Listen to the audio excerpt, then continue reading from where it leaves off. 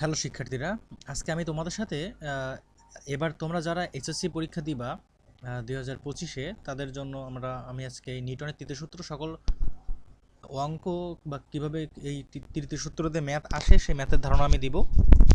আশা করি একটা ক্লাসও সম্পূর্ণ দিতে পারবো। আর আশা করি ধৈর্য ধরে আমার সাথে থাকবেন। আমি নিউটনের তৃতীয় সূত্র দিয়ে সকল ম্যাথের ধারণা দিয়ে দিব যে কিভাবে এই তৃতীয় সূত্র থেকে কী ধরনের ম্যাথ আসতে পারে এবং সেই ম্যাথগুলো আমরা কিভাবে সলভ করব। তো চলুন দেরি না করে শুরু করি। তো প্রথম দেখেন আমি লিখছি যে নিউটনের তৃতীয় সূত্র সকল অঙ্ক এবং টপিকটা দেখেই বুঝতে পেরেছেন। জাস্ট আমরা এই শুধুমাত্র তৃতীয় সূত্র দিয়ে ম্যাথমেটিক্যালের পার্টগুলো শিখব। এবং নিউটন তৃতীয় সূত্র বলেছেন কি, প্রত্যেক ক্রিয়ারই সমান ও বিপরীতমুখী প্রতিক্রিয়া বিদ্যমান বা প্রতিক্রিয়া রয়েছে। আচ্ছা, ঠিক আছে, তাহলে প্রত্যেক ক্রিয়ারই সমান ও বিপরীতমুখী প্রতিক্রিয়া রয়েছে। তো দেখেন, প্রথম আমি একটা জিনিস বলি, এখানে ধরে নেন এই একটা বস্তু এইখানটায় আছে, ধরে নেন এই একটা বস্তু এই। আচ্ছা, আমি এটার নাম বলে দিই। আচ্ছা, ধরেন যে কই কথা কোথায় গেল। হ্যাঁ, ধরেন এইখানে একটা বস্তু আছে, এইদিকে গতিশীল, আর এই একটা বস্তু আছে যে এই দিক বরাবর গতিশীল। এখন কথা হলো যে এ যদি এদিক বরাবর গতিশীল হয় আর এ যদি এদিক বরাবর গতিশীল হয়, তাহলে এটা কোনো এক সময় যে পরস্পরের সাথে ধাক্কা খাবে, তাই না?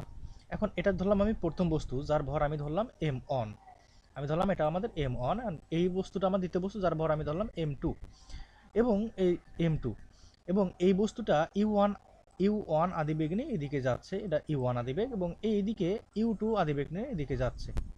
এখন সংঘর্ষের পর উভয় গাড়ির বেগ পরিবর্তন হবে, তাই না? ধরলাম এই যে প্রথম গাড়িটা, যেটা এই প্রথম গাড়ি ছিল আমাদের, ধরলাম এই প্রথম গাড়িটা, এইটা হলো আমাদের প্রথম গাড়ি, এটা আমার দ্বিতীয় গাড়ি।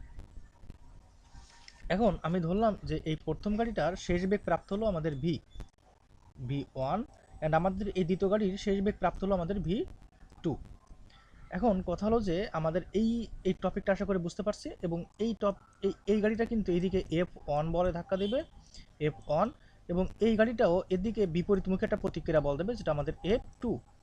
এবং পরস্পর কি বলছে, নিউটন বলছে পরস্পর সমান, কিন্তু যে কোনো একটা বিপরীত, অর্থাৎ যে কোনো একটাকে আমি কি দেবো, মাইনাস চিহ্ন দিয়ে দেবো, তাই তো?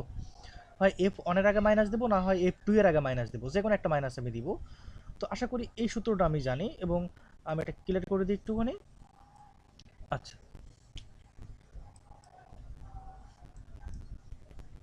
এইখান এখন আমি যে জিনিসটা দেখলাম যে F1 সমান সমান আমরা দেখলাম যে F2। এখন এই ধারণা দিয়ে আমরা এখন ম্যাথ করব। তো কীভাবে ম্যাথ আসে চলো দেখে আসি। তো প্রথম প্রথম কথা হলো যে আমাদের সূত্রটা ছিল কি, দেখেন সূত্রটা ছিল যে আমাদের এম অন ইউ1, আমি লিখে দিচ্ছি এরকম করে, m1 u1 প্লাস কি ছিল এখানে, m2 u2 সমান সমান কি ছিল এখানে, m1 v1 plus m2 and ভি2 ছিল, তাই তো? আচ্ছা, লেখা কিন্তু এরকম হচ্ছে, কিছু মনে করবেন না, বুঝতে পারলে হচ্ছে, আমার কথাগুলো খেয়াল করে একটু শুনবেন। আচ্ছা, তাহলে এখানে শুনলাম কি, আমরা দেখলাম কি যে m1 u1 plus m2 u2 সমান সমান m1 v1 plus m2 v2। এখন আমরা তো শুধু এটাই জানি, এবং বইতে কিন্তু এটাই দেওয়া আছে, কিন্তু আমরা আরেকটা সূত্র দেখে নেবো এখান থেকে, যে দুইটা বস্তুর ক্ষেত্রে তো এটা জানি, কিন্তু যখন বস্তু তিনটা হবে, অর্থাৎ ধরে নেন এটা তো আপনার একটা নদী, এরকম একটা নৌকা আছে। এখন নৌকার কিন্তু এইখানে একটা ব্যক্তি দাঁড়িয়ে আছে, এবং এইখানে কিন্তু আরেকজন ব্যক্তি দাঁড়িয়ে আছে। এখন এইদিকে লাভ দিচ্ছে, আর এ দিচ্ছে এইদিকে লাভ। এখন এই বস্তুর বা এই ব্যক্তির ভর আমি ধরলাম m1, এই ব্যক্তির ভর আমি ধরলাম m2। এখন কিন্তু আমাদের বললো নৌকা কোন দিকে যাবে, অর্থাৎ আমি তখন নৌকা কিন্তু তৃতীয় বস্তু, অর্থাৎ m3। তখন এই বস্তুর ধরলাম আমি যে কোনো একটা বেগ থাকবে, এই বস্তু কোনো একটা বেগ দেবে, আপনারা বলবে যে এই নৌকাটা কোন দিকে যাবে, তখন কিন্তু এখানে তিনটা বস্তু, তাহলে আমি এই সূত্রটা ইউজ করে কিন্তু এই ম্যাথটা করতে পারবো না, কারণ এখানে আমাদের m3 বা কোনো কিছু নাই, কারণ দুইটা বস্তুর ক্ষেত্রে এইটা। তাহলে তিনটা বস্তুর ক্ষেত্রে কি হবে, তিনটা বস্তুর ক্ষেত্রে হবে যে তাহলে এখানে লিখবো কি, m1 u1 plus m2 u2 plus এইখানে কিন্তু তখন আমাদের m3 u3 সমান সমান হবে কি, এখানে আমাদের হবে m1 v1 plus m2 v2 and plus m3 v3। দেখছেন, তাহলে এখানে কিন্তু তিনটা বস্তুর ক্ষেত্রে দেখলাম, আমরা সিকোয়েন্স মেনটেন করে লিখবো। তাহলে তিনটা বস্তুর ক্ষেত্রে তখন কিন্তু আমরা এই সূত্রটা ইউজ করব। আচ্ছা, এবার আমি এটা মুছে দিই। সিলেক্ট করলাম, ওকে। আশা করি বুঝতে পেরেছি। তাহলে চলেন এখন আমি এই যে প্রথম যে টাইপটা শিখতে চলেছি, এখানে দেখেন আমি টাইপ দেখলাম, তার নিউটনের তৃতীয় সূত্রটা কি ছিল, m1u1 plus m2u2 plus m3u3 plus আরও থাকলে আরও লিখতাম সমান সমান m1v1 plus m2v2 plus m3v3 plus আরও যদি আরও দরকার হতো আমরা আরও লিখতাম m4v4, এরকম করে যেতাম। এখন কথা হলো যে আমাদের এইখান থেকে যে টাইপের ম্যাথগুলো আসে, দেখেন টাইপ নাম্বার 1, আমি এখানে একটা জিনিসটা ব্যাখ্যা করে দিই। যদি গাড়ি দুটি পরস্পরের মুখোমুখি আসে তাহলে যে কোনো একটি গাড়ির আদিবেগকে ঋণাত্মক ধরতে হবে। আমার কথাগুলো শুনলেই হবে, আমি লিখবো না কারণ লিখতে একটু ঝামেলা হচ্ছে এখানে। তো আমি প্রথমে বললাম টাইপ নাম্বার 1 এর টপিকের নাম কি, যে দুটি গাড়ি যদি পরস্পরের মুখোমুখি আসে তাহলে যে কোনো একটি গাড়ির আদিবেগকে ঋণাত্মক ধরে ম্যাথটা সলভ করতে হবে। এই ক্ষেত্রে ধরেন এই একটা ব্যক্তি বা এই একটা গাড়ি এ যাচ্ছে ধরেন এই দিকে, অ্যান্ড এই একটা গাড়ি এ যাচ্ছে ধরেন এই দিকে। এখন পরস্পর কিন্তু মুখোমুখি আসতেছে, এই গাড়ি এই দিক থেকে এবং এই গাড়ি এই দিক থেকে আসছে। এখন এটা ধরলাম আমি m1 বেগ, m1 ভর, সরি এটা আমাদের m2 ভর, দুইটা গাড়ি যেহেতু, এবং আমি ধরলাম এই গাড়ির আদিবেগ u1 অ্যান্ড এই গাড়ির আদিবেগ u2। এখন এরা পরস্পর সংঘর্ষ হবে, তাই না? আমাকে বললো যে প্রথম গাড়ির শেষ বেগ নির্ণয় করো, অথবা দ্বিতীয় গাড়ির শেষ বেগ অথবা মিলিত বেগ, কিন্তু আমাদের প্রথম টপিকটার নাম কি হবে, দুটি গাড়ি পরস্পর মুখোমুখি আসলে আমরা যখন ম্যাথ সলভ করব, যখন আমি ভরবেগের এই সূত্রটা ইউজ করব, তখন যে কোনো একটি গাড়ি আদিবেগকে ঋণাত্মক ধরতে হবে, হয় u1টাকে না হয় u2কে, যে কোনো একটাকে আমাদের ঋণাত্মক ধরতে হবে। তাহলে আমি কিন্তু এখানে মাইনাসটা দিয়ে দেবো। তাহলে আমি যখন ম্যাথ করব তখন কিন্তু সূত্রটা হবে কি এখানে, যে m1 u1 plus m2 u2 সমান সমান m1 v1 plus m2 v2। কিন্তু আমি দেখেন এইখানে কিন্তু মাইনাস চিহ্ন দিইনি, তাহলে আমি কিন্তু তখন এইখানটা একটা মাইনাস চিহ্ন দিয়ে দেবো, এই দেখেন মাইনাস চিহ্ন দিলাম একটা, এবং তখন এটাকে আমি এরকম করে ব্র্যাকেট দিয়ে ঘিরে দিব, ব্যাস। এবং এইখানে মাইনাস চিহ্ন দিতে পারতাম, কিন্তু আমি এইখানে কিন্তু মাইনাস চিহ্ন দিলাম, এই যে মাইনাস চিহ্ন আমি দিয়ে দিলাম।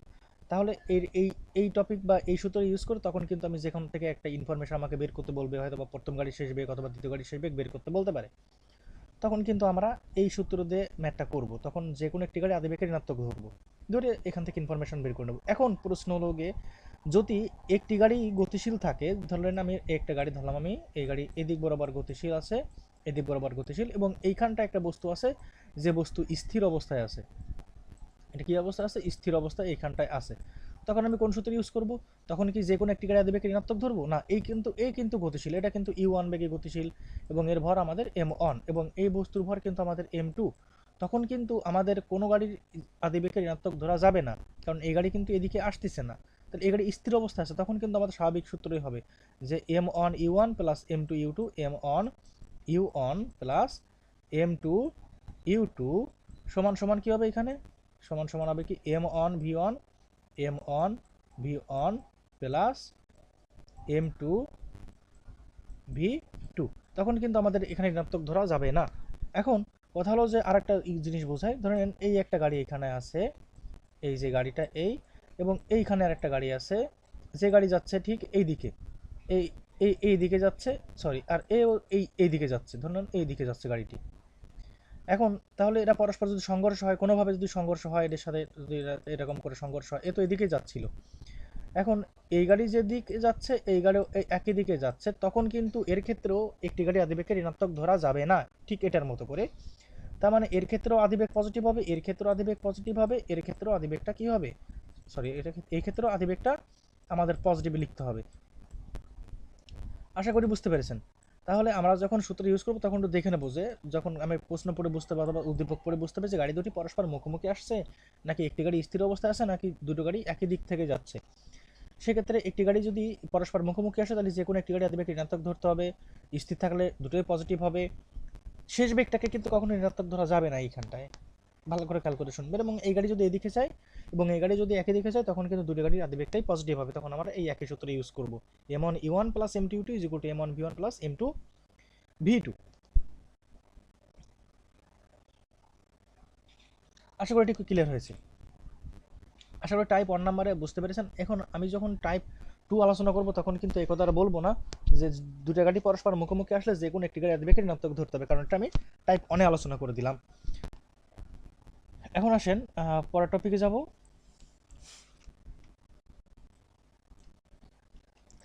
Type number 2।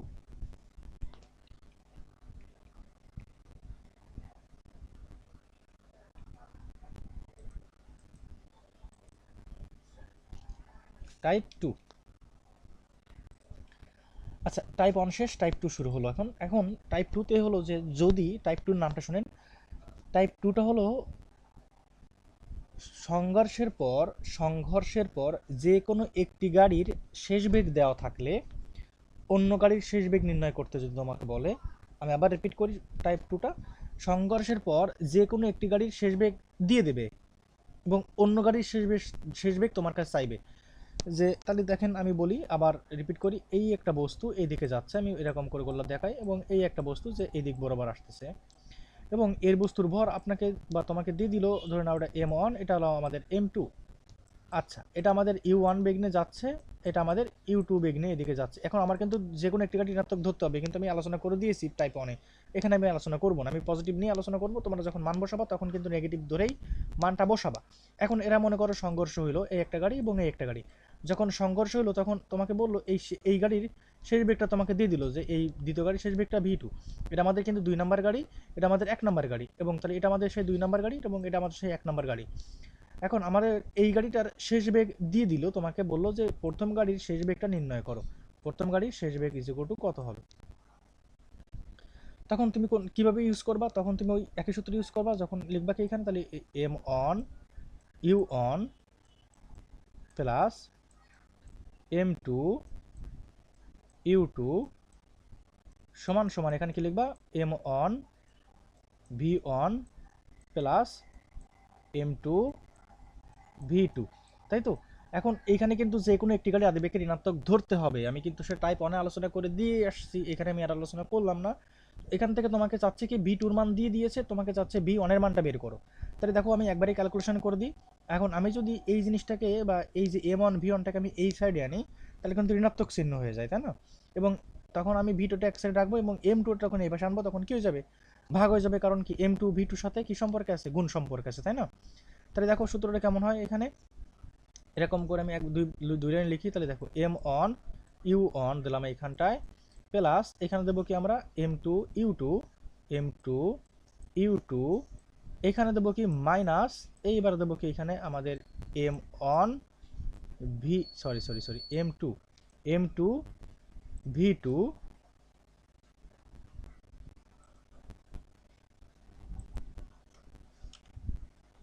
v2 সমান সমান, এখানে কি হবে আমাদের যাচ্ছে v1 এর মান চাচ্ছি, তাহলে সমান সমান এখানে কি দেখবো আমরা m অন v1টাকে সাইডে রাখলাম। এইবার কথা হলো যে এই m1টা v1 এর সাথে কি সম্পর্ক আছে, গুণ সম্পর্ক, তো এই পাশে কি হবে, ভাগ হবে। তাহলে আলটিমেটলি আমি যেটা লিখতে পারি, একবারে লিখলাম যে v1টা আমি এসে রাখলাম, সমান সমান দিলাম, এইখানটা আমি এবার সেটা লিখবো সমান সমান দিয়ে আমি ওই জিনিসটা এখানে কপি করে লিখে দিই।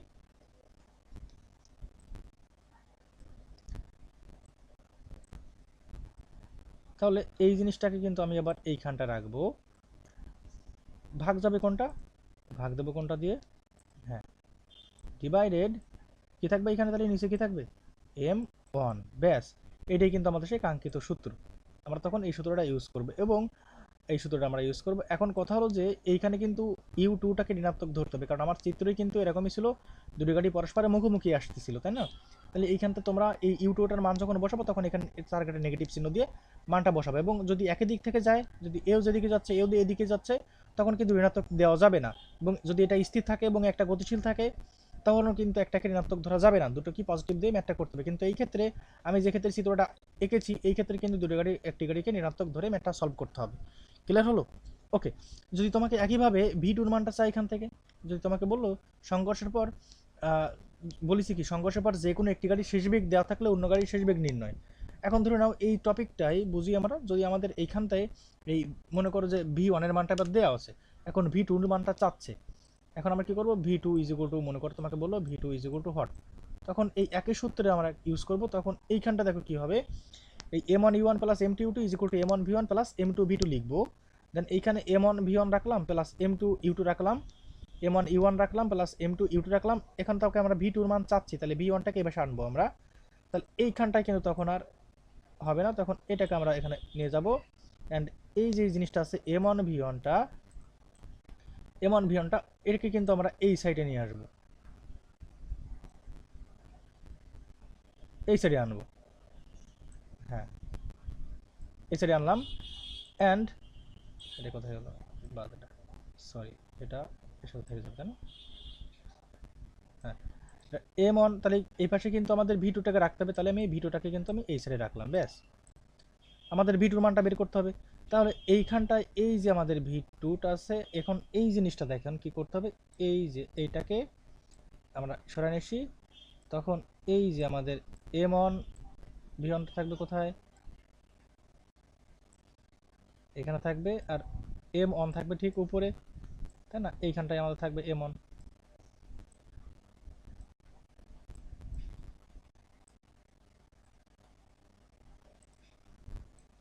হ্যাঁ, তাহলে এখানে m1 v1 রাখলাম, আর এই পাশে যে আমাদের m2টা ছিল, এই m2টা কোথায় চলে যাবে, m2টা এই নিচে চলে আসবে, তাই তো?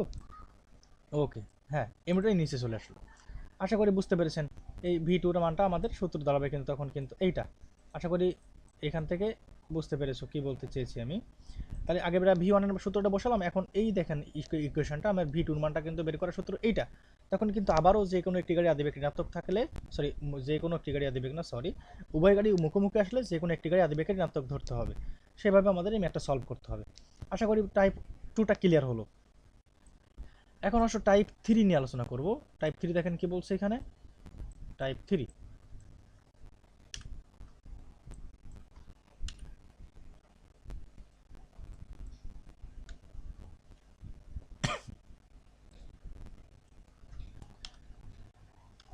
টাইপ টাইপ 3 এখন তোমাকে বললো সংঘর্ষ পর মিলিত বেগ নির্ণয় করো। মিলিত বেগ, সংঘর্ষ পর টাইপ 3 নামটা কি হবে, সংঘর্ষ পর উভয় গাড়ির মিলিত বেগ।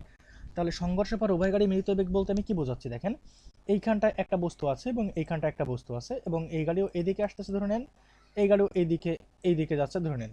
এখন আমি ধরলাম এটা আমাদের প্রথম গাড়ি, যেহেতু এটা আমাদের প্রথম গাড়ি, ধরলাম এটা আমাদের m1, এবং এটা আমি ধরলাম m1 এবং এটা আমাদের u1। একইভাবে এই গাড়িটা আমাদের m2, এবং এই গাড়িটা আদিবেগটা কি বলা হবে, u2 বলা হবে। এখন যখন সংঘর্ষ হবে, এটা কিন্তু আমাদের mu1, তাই না? এখন যখন সংঘর্ষ হবে, অর্থাৎ এটা এর প্রথম বস্তু, এটা দ্বিতীয় বস্তু, যখন সংঘর্ষ হবে এটা তো আমাদের m1 ভরের বস্তু, এটা আমাদের সেই m2 ভরের বস্তু। এখন যখন সংঘর্ষ হবে, যখন আমি মিলিত বেগ বললাম, এখানে বললো সংঘর্ষ পর মিলিত বেগ নির্ণয় করো, মিলিত বেগ। টাইপ 3 নাম কিন্তু সংঘর্ষ পর মিলিত বেগ নির্ণয় করো। এখন তখন আমাদের কিন্তু এই প্রথম গাড়ির বেগটা যা হবে, দ্বিতীয় গাড়ির বেগটাকে সেম ধরে মেটা সলভ করতে হবে। তাহলে এই গাড়ির বেগটাকে আমি শেষ বেগটা ভি ধরলাম, এই গাড়ির বেগটাকেও শেষ বেগটাকে আমি v2 ধরলাম, সরি ভি ধরলাম, ধরে কিন্তু আমার এই ইকুয়েশনটা সলভ করতে হবে। এখন এটা কিন্তু v1 বা v2 না, কিন্তু এখন কথা হলো যে ইকুয়েশনটা যখন সলভ করব, তখন আমরা এই জিনিসটা দেখে নিই। তখন আমাদের ম্যাথটা কীভাবে করব আমরা, তখন এইখানে দেখেন আমাদের m1 রাখলাম, এখানে আমাদের u1 রাখলাম, আচ্ছা, প্লাস এখানে থাকবে কি আমাদের m2, এটা আমাদের থাকলো কি u2, আচ্ছা, সমান সমান আমাদের তখন এখানে কি লিখবো, m1 v plus m2 v। ব্যাস, তখন কিন্তু এখানে v1 এবং v2 ইউজ করবো না, কারণ আমি উভয় গাড়ি সেই বেগটাকে v1 ধরে নিই। যেহেতু মিলিত বেগ চাচ্ছে, মিলিত বেগ মানে একটাই বেগ, তাই না? দুটো গাড়ি উভয় একই বেগ হবে মিলিত বেগ, সেক্ষেত্রে আমরা এখান থেকে ভি কমান নিতে পারি। তাহলে দেখো আমি এই পাশে যদি আমি ভি কমান নিই, ভি যদি কমান নিই, তাহলে থাকবে কি, এখানে থাকবে ওই সেই আমাদের m1, এখানে ভিটা কমান নিলাম, এখানে থাকবে কি আমাদের, এখানে থাকবে আমাদের এই m1টা চলে আসবে এইখানটায়, হ্যাঁ, m1 চলে আসবে এইখানটায়, এবং আমাদের m2 চলে আসবে ঠিক এইখানটায়, এবং এখানে যে আমাদের প্লাস চিহ্ন থেকে যাবে। ব্যাস, এটাকে ব্র্যাকেট দিয়ে ক্লোজ করে ফেলবো। তখন কিন্তু আমাদের এই ভি তখন কিন্তু ক্রমান্বয়ে হয়ে গেছে, তাই না? এটা বাদ তখন, ব্যাস। আর এটাকে তাহলে এটা কাজ করতে পারি, আমি এটাকে একটা কাজ করতে পারি, হ্যাঁ, এটা বক্স করি, এটাকে আমি কপি করে এখানে নিয়ে যাই। তাহলে এখানে কিন্তু সেই ভি ছিল কিন্তু, ঠিক আছে।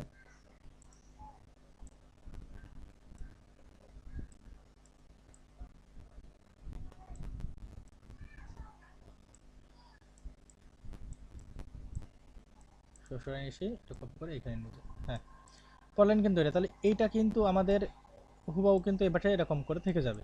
ব্যাস, এখন আমাদের এখান থেকে ভি টুর মানটা বের করতে হবে। তাহলে আমি বলতে পারি যে ভি টু, সরি ভির মান বের করতে হবে, তাহলে ভি ইজ ইকুয়াল টু কী হবে, টোটালটা এই পাশে চলে আসবে। তাহলে এপাশে থাকবে কি আমাদের, এপাশে এই টোটালটুকু কিন্তু এপাশে থেকে যাবে, এরকম থেকে যাবে। অ্যান্ড আমাদের জাস্ট এইটুকু কিন্তু নিচে ভাগ হয়ে যাবে, তাই তো, নিচে আমাদের এই ভাগ হয়ে যাবে এই, ব্যাস। তাহলে আমাদের কিন্তু এখানে মিলিত বেগ পেয়ে যাবো, তাই তো। তাহলে আশা করি বুঝতে পেরেছি, এবং এখানে কিন্তু আমার বলার আর অপেক্ষা রাখে না যে কোনো একটি গাড়ি আদিবেগকে ঋণাত্মক ধরতে হবে, কেন, কারণ মুখোমুখি আসতেছে এই কারণে। আশা করি বুঝতে পেরেছি মিলিত বেগটা।